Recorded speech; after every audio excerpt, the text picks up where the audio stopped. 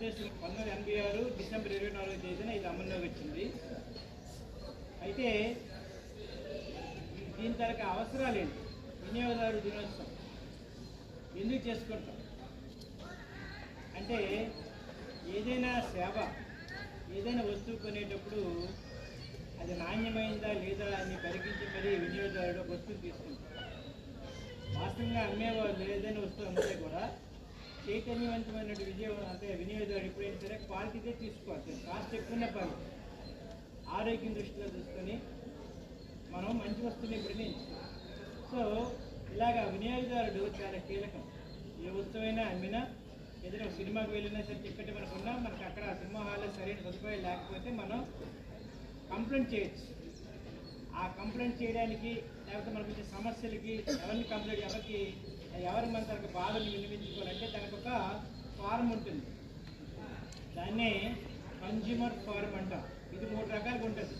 జిల్లా స్థాయిలో జిల్లా కన్జ్యూమర్ ఫారం అంటాం, రాష్ట్ర స్థాయిలో స్టేట్ కమిషన్, రాష్ట్ర కమిషన్ ఉంటుంది, జాతీయ స్థాయిలో నేషనల్ కమిషన్ అంటే 3 రకాలు ఉంటుంది.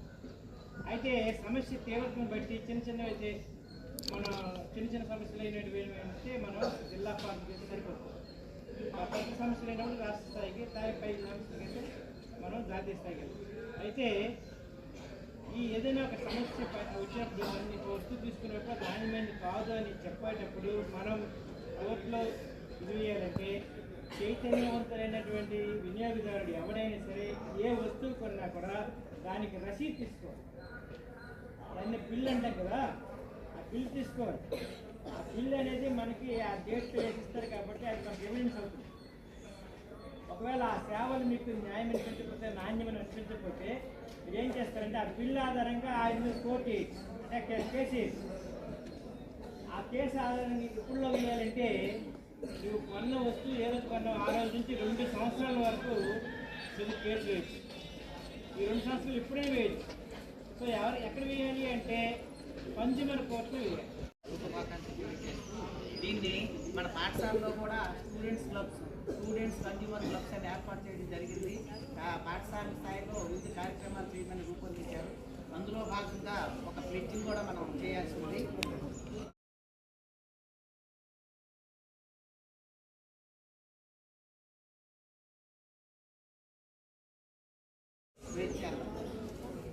జాతీయ వినియోగదారుల ప్రతిజ్ఞ. వినియోగదారుడునైనా నేను వినియోగదారుల రక్షణ చట్టము యొక్క స్ఫూర్తిని, విషయాన్ని అర్థం చేసుకొని చట్టము నాకు కల్పించిన హక్కులను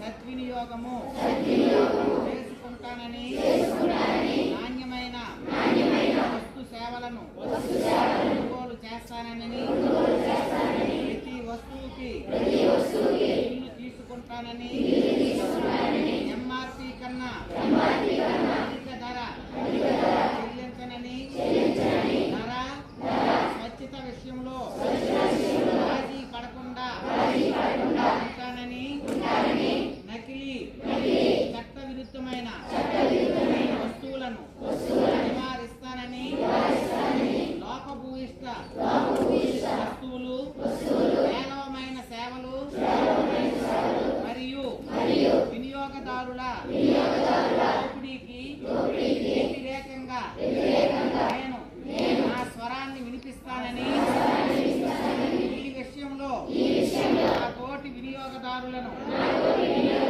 చైతన్యపరుస్తూ పర్యావరణ హితమైన మరియు ప్రామాణిక చిహ్నము గల వస్తువుల కొనుగోలుకై వారిని ప్రోత్సహిస్తూ బాధ్యత కలిగిన వినియోగదారునిగా నడుచుకొని వినియోగదారుల అవగాహన మరియు సంక్షేమము కొరకు పాటుపడతానని, తద్వారా దేశ ఆర్థిక అభివృద్ధిలో భాగస్వామినవుతానని ప్రమాణం చేస్తున్నాను.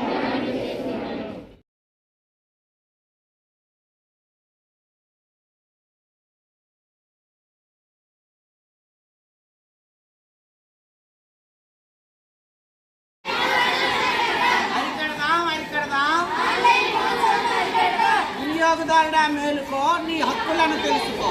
వినియోగదారుడా మేలుకో, వినియోగదారుడా మేలుకో. జాగ్రత్తగా ఉండండి, తెలివిగా కొనండి. జాగ్రత్తగా ఉండండి, జాగ్రత్తగా ఉండండి.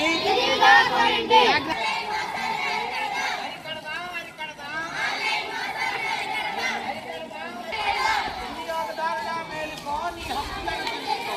వినియోగదారుడా మేలుకో, వినియోగదారుడా మేలుకో. జాగ్రత్తగా ఉండండి, తెలివిగా కొనండి. జాగ్రత్తగా ఉండండి, జాగ్రత్తగా ఉండండి.